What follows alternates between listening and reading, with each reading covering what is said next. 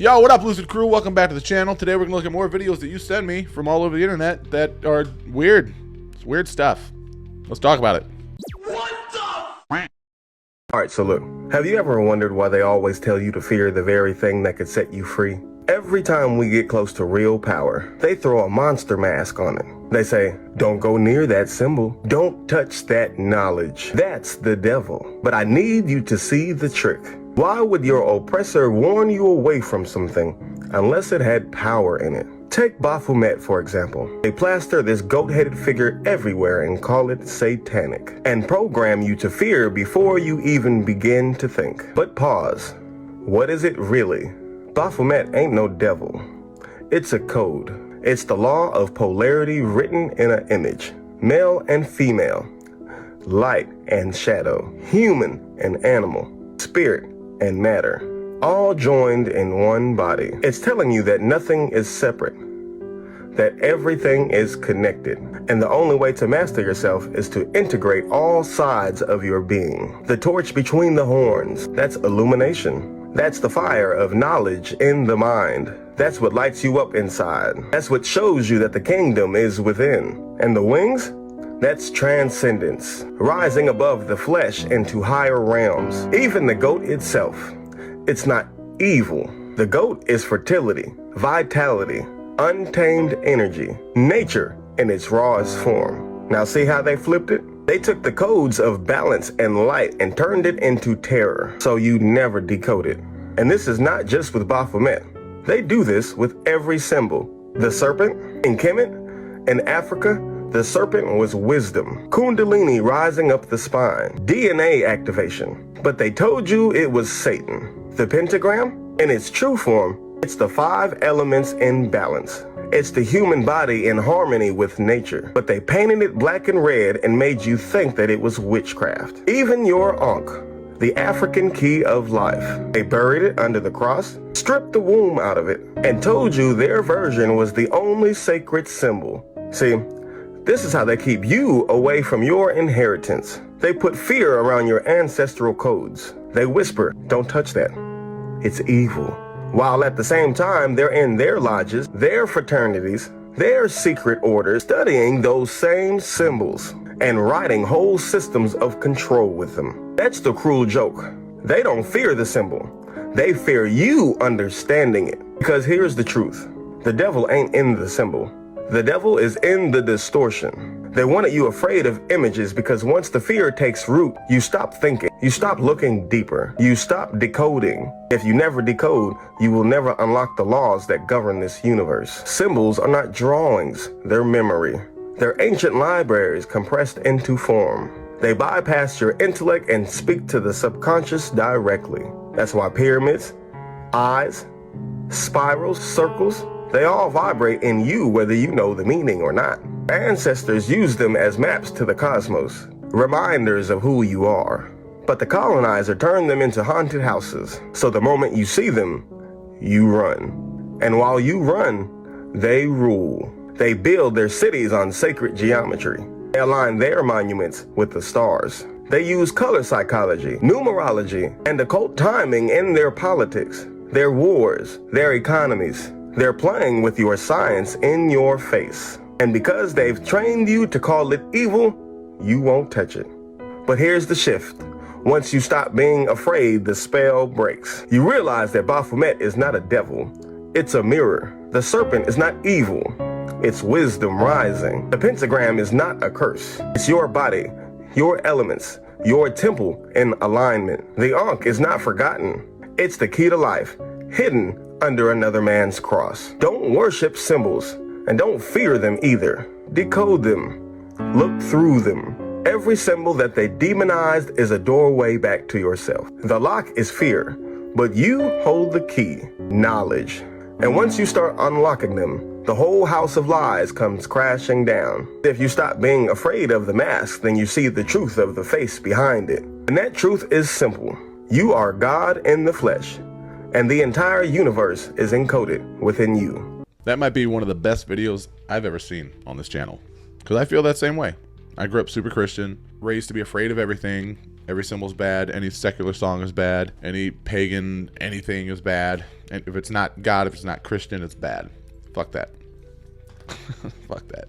They're literally just raised in a world of control, right? A world of fear. Like, be ashamed of being human. Be ashamed of natural impulses, urges, and feelings, and emotions. Bad, bad, bad. Be afraid of everything. It's all just symbols, man. It's all just representation of different things to tell stories. But everyone's too fucking afraid to look into anything or stray away from what they've known their entire lives because they're going to go to hell. They're going to burn for all eternity. Wouldn't all loving God do that? I couldn't imagine burning anybody I cared about alive, let alone anybody I loved, just because they didn't do what I wanted them to, right? I mean, that alone should tell you, like, hey, there's probably some fear mongering here, you know? Maybe not in the word of God, but at least the way that the churches represent it. I don't know, I think it's all retarded. I think it's all super dumb. Just live your life how you want to live. Just don't do things at other people's expense. Don't hurt other people. Just enjoy life. You got no one to answer to but yourself. Have fun. Be a good person. Simple. Did NASA just announce that they've discovered aliens? Well, I watched the press conference, so you don't have to. And this is what they said. They said they found a rock. They showed this rock. It was from Mars. It had spots on it, which intrigued them. Leopard spots, they described them as. And they analysed them. And they found, well, their conclusion was that they potentially were made by some sort of ancient life. So it's as close as we've come to finding some sort of life in the universe, some sort of suggestion that we are not alone in the universe, but they're not saying that they found life. They're saying it was like a signal, if you like, a bit like finding fossils on Earth, an indication that there was life here in the past, and it needs much more analysis to make any sort of firm conclusion. But actually, the closest we've come to any sort of evidence that we aren't the only form of biological life that exists in the universe. We may not have been alone, although it's very ancient life, so, you know, it's not as if we existed at the same time. But anyway, that's what we have discovered. There may have been aliens. So it was like ancient arts and crafts they found?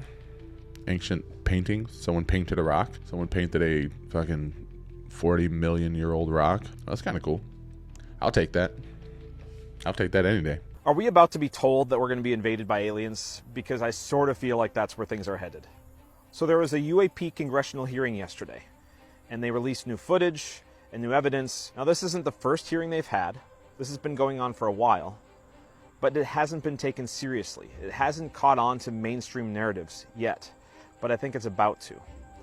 And I think that they're gearing up for that with 3i Atlas. The whole 3i Atlas story was very fringe when it first came out. And now we're starting to hear it more in mainstream circles. It was discovered July 1st, but it didn't start picking up steam with the general public until well into August. And I feel like this narrative is just getting kind of pushed further and further, and they want to see how far it goes. Now, I don't know if it's true or not. It could be PBB, it could be true, it could be interdimensional beings, it could be a holy war, who knows what it is, right? But I feel like we're approaching the point where the country of the United States is going to be told that such things exist and they're coming, or they're already here. And inevitably, when enough people believe the message, it's going to cause panic.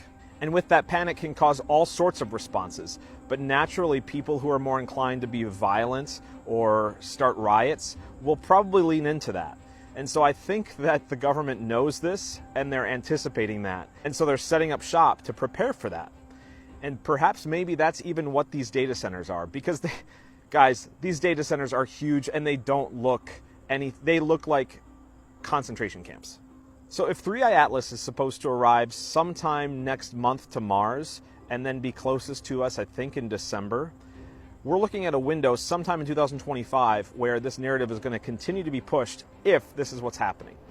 And this could very well be the nudge needed to push us into a UBI system or a cryptocurrency system or a one world order or any of those things. I mean, we're seeing unsettled societies across the globe. And I feel that that further illustrates the possibility that this is coming. Yeah, I think that the inciting riots and violence and getting us to turn on each other, whether that be with people getting assassinated or social justice issues arising and whatever the case may be, I think the reason that they intentionally get us to get so worked up and really push on stories that really get us like angry and want to riot and stuff. So once like we're burning down cities and shit, they can get us normal people who aren't out there wreaking havoc to agree on stronger security, stronger surveillance. And I think it's really just like that's what all this has been, right? And Project Bluebeam is going to be for control, complete control. Like, yes, we cannot protect ourselves from outer space beings, interdimensional beings, whatever they are. So yes, government, you have my permission to do whatever is needed to ensure my safety. Well, it's kind of the same thing, right? Like with the Patriot Act during 9/11. It was like we allowed, even unknowingly for most of us, but we allowed them so much more jurisdiction, so much more power, so much more control to basically do whatever. Like if they called someone a terrorist, they could come in your house without a warrant and arrest you, like no probable cause, if they want to. So I think it just comes down to that. It's like, okay, yeah, these people, on this side of the political spectrum, or these people on this side of the alien panic, or whatever the case may be, are burning down cities and rioting and looting and stealing and hurting police officers and civilians and whoever. Yeah, let's tighten up security. We're afraid. We people are afraid for our safety. So yes, police, yes, government, yes, military, whatever the case may be, do it. Do what you need to do. And then that comes with, oh, now we have curfews. Oh, now we can't go to work, so we need you to apply us a income. And then it starts going more toward, government control of the economy and our income, and then our livelihood and our safety, our security, and then just keeps going in a direction that a lot of fucking people think they want it to go, but really are not going to enjoy it once we get there. People are inadvertently working toward America becoming North Korea, actively saying they're trying to prevent things from becoming North Korea. It's just like, dudes, wake the fuck up, dude. Wake up. More government control is the last thing we need. Did you know that in 1962, America's top generals approved a plan to murder their own citizens? Operation Northwoods was a classified CIA proposal that would stage fake terrorist attacks across the United States. The Joint Chiefs of Staff signed off on every horrific detail. They planned to shoot down passenger planes filled with innocent Americans, then blame Cuba for the massacre. Miami would be bombed. Washington, D.C. would face coordinated terrorist strikes. Cuban refugees fleeing to America would be deliberately drowned at sea, their deaths used as propaganda. Remote-controlled aircraft would crash into buildings while fake passenger lists were released to the press. The military calculated exactly how many civilians needed to die to justify invading Cuba. Each attack was designed for maximum emotional impact on the American public. President Kennedy read the proposal and refused to sign it. One signature stood between approval and mass murder of American citizens by their own government. The document stayed buried for 40 years until declassification revealed how close we came to state-sponsored terrorism. That sounded a little too familiar there. 9/11. 9/11. Never forget. It wasn't made by a bunch of truthers. This is BBC. Told you this. You're gonna make this happen. No. We're going to make models much cheaper. Then we photograph the models. Fake newsreels. That's fake newsreels. For the past 10 years, people have been looking at our fake newsreels and listening to our fake commentaries. And they accept it for the truth. And you can do it. Stop 100 people in the street. How many of them have actually seen a missile or a satellite? They're just told they exist and they believe it. Yes, you're getting there. I knew you would. You didn't really believe there were all these things whizzing about up there, did you? Sputniks and rockets. Astronauts crossing their legs for 8 days. How long has this been going on? Since Hiroshima. And the H-bomb, you mean, that doesn't work either? Right. Dirty. Very, very dirty. What was your first reaction? Relief. Oh, yes. Yes, it has to be relief. You say you can put out what pictures you like on television. Doesn't anybody try to stop you? No, nobody wants to. 99.386% of the population wouldn't believe this conversation. And the rest are working for us. And they're the top minds, the really responsible people. Scare an ostrich, buries its head in the sand. You scare a hedgehog, it rolls itself up into a ball. When a woman's frightened, she goes out and buys herself a hat. You mean you scare us so that we'll buy more, so that money moves quicker, production moves up? We don't say scare when we talk about human beings. We say threaten them emotionally. And there are all sorts of ways, not just the big ones like the hydrogen bomb. Overcrowd them a little with bad planning. Sell them too many motor cars. Anything to keep them a little bit removed from reality. Nowadays, people don't work for money. They work for the idea of money. They don't even love for love. They love for the idea of love. They only hate for the idea of hate. It took us 5 years to find a non-addictive tea, gave them nice little hallucinations. Made them talk like 3-year-olds. Throw flowers at policemen. Politicians are easy to control. The grosser mentality boys who like to be photographed getting in and out of Daimlers and Whitehall. They come right at the bottom of our organization. A few rungs up the ladder, there are the people in the top secret factories. Just those in a position to know they're making weapons that don't really work. There must come a time when somebody wants to use one of those weapons. I mean, somebody is standing there with a finger on the button. Well, that's the beauty of it. Nobody presses the button. I don't know what that was from, but I need to watch it. Apparently it was from BBC. I don't know if it was a show, if it was like a parody documentary, if it was a movie, if it was a news report, if it was an interview. I don't know. That's the thing about all this. Like, all these clips we watch, all the news that we watch, all of the media we watch, all the interviews we watch, like, it can be looked at just like this video. Like, I don't know where this came from. I don't know where the footage came from. I don't know who that is talking, but it sounds official, right? It sounds real. It sounds like an interview with somebody who clearly knows what they're talking about, by someone asking questions who is clearly in a place of authority to where they can ask those questions to somebody who would the forbidden answers, right? So, you know, we look at that, like right now, we look at this clip and we're like, yo, that's crazy. That's real. That's a real interview. That's real information that we're getting from somebody that knows something we don't know. But none of us know who that person is talking, besides maybe a few of us. So all I'm saying is, take everything you see with a grain of salt. Just because it's something you see that they're not talking about on the mainstream news doesn't make it real. And just because they are talking about it on the mainstream news doesn't make it real. And I can pretty much guarantee if you're watching this video right now, you're on the other side that doesn't believe anything the mainstream media says. But in the same sense, there's a lot of shit on the internet, more so even, I would say, in fact, that is not true. You know, people post things just for engagement. People post things just for attention. People post things just to misinform people. So with that being said, do I think that a lot of the shit that we're told is fake? Using this video for context? Yes, absolutely. Do I think it's all fake? No.